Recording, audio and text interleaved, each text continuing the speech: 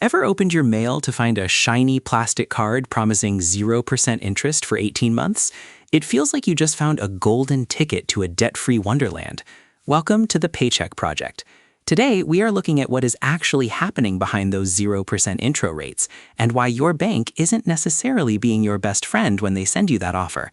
We are going to peel back the curtain on the banking industry's most successful marketing tool to see the math and the mechanics that keep their profits soaring while you think you're getting a free ride. To understand this, we first have to define what interest is in plain English. Interest is simply the rent you pay to use someone else's money. Usually, banks charge high rent for credit cards, often 20% or more. A 0% intro rate is a period where they tell you the rent is free. But why would a multi-billion-dollar business give away its product for free? Imagine a futuristic hover car dealership offering you a free trial for a year. They aren't doing it out of the kindness of their hearts. They are doing it because they know once you start driving that car, you're much more likely to buy the expensive upgrades later. The first major trap is something called deferred interest. This is the most dangerous fine print in the financial world. It means that if you don't pay off every single penny of your balance before the introductory period ends, the bank can charge you interest on the entire original amount from day one. Think of it like a space-age pizza delivery promise. If the pizza is 1 second late, it's free. But if you don't finish every single bite of the crust by the time the timer hits 0, you have to pay for every pizza you've eaten for the last year. That 1 cent balance left over can cost you hundreds of dollars in backdated interest. Banks also count on a psychological trick called spending friction.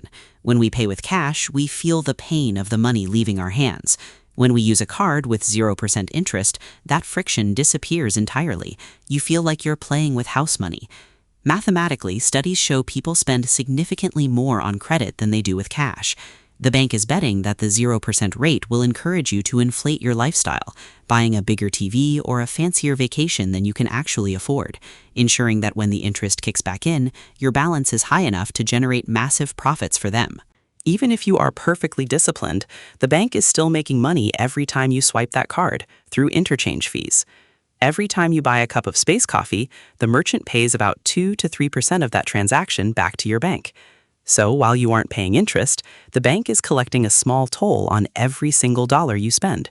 They are essentially using the 0% offer as a loss leader to get you to use their specific payment toll road instead of a competitor's or using cash. Next, let's talk about the late fee Tripwire.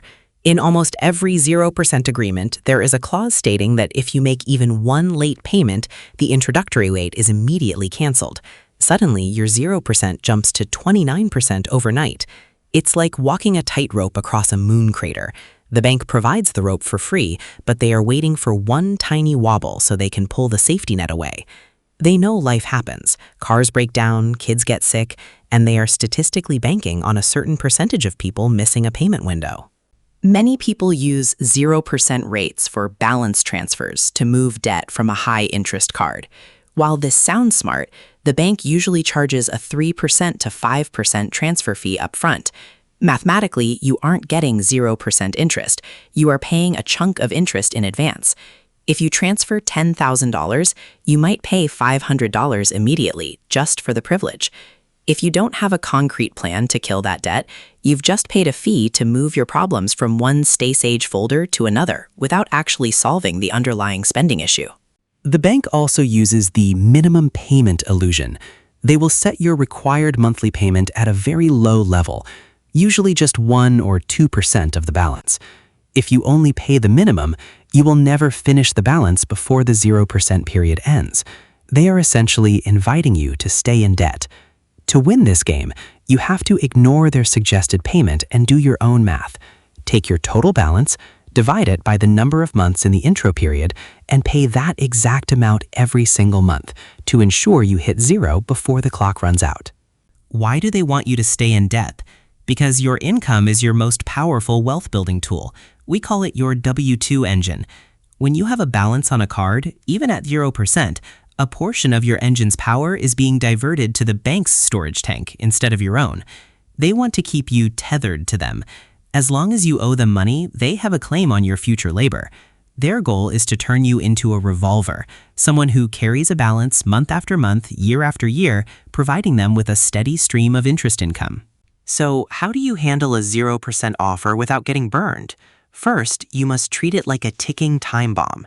It is not free money, it is a high-stakes loan with a temporary grace period. You must have a written plan to pay it off 3 months before the intro period actually ends. This creates a safety buffer in case of emergencies. If you can't pay the full balance within that window using your current income, then the 0% rate is not a tool. It's a trap that you should avoid at all costs. In conclusion, the bank provides 0% rates because they are playing a numbers game. They know that a significant percentage of people will overspend, pay late, or fail to clear the balance before the deferred interest kicks in.